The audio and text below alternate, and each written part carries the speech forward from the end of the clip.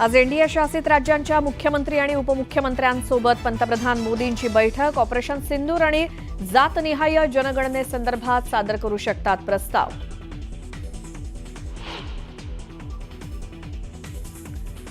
शशांक आणि सुशील हगवणेचा शस्त्र परवाना रद्द. दोघांच्या पिस्तुलांचा आलिशान कार जप्त. कसपटेंनी दिलेली चांदीची भांडीही घेतली ताब्यात.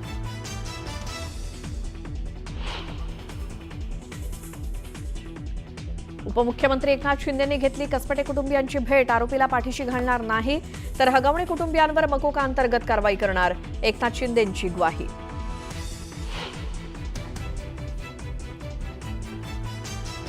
राज्यातल्या अनेक जिल्ह्यांमध्ये आज पावसाचा रेड अलर्ट. कोकण, पुणे, विदर्भात मुसळधार ते अतिमुसळधार पावसाची शक्यता.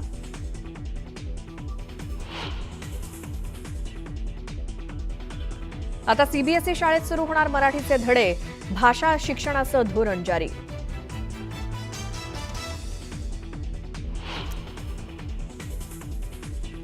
ईपीएफओवर मिळणार 8.25% व्याजदर. 7 कोटींपेक्षा जास्त नागरिकांना मोठा दिलासा. देखभाल आणि दुरुस्तीच्या कामासाठी मध्य आणि ट्रान्स हार्बर मार्गांवरती आज मेगा ब्लॉक, तर पश्चिम रेल्वेवर कोणताही ब्लॉक नाही.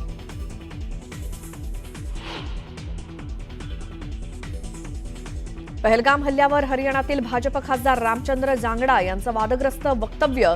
शौर्य न दाखवल्यामुळेच पीडित महिलांच्या पतीचा झाला मृत्यू. वाद वाढल्यानंतर मात्र केली सारवासारव.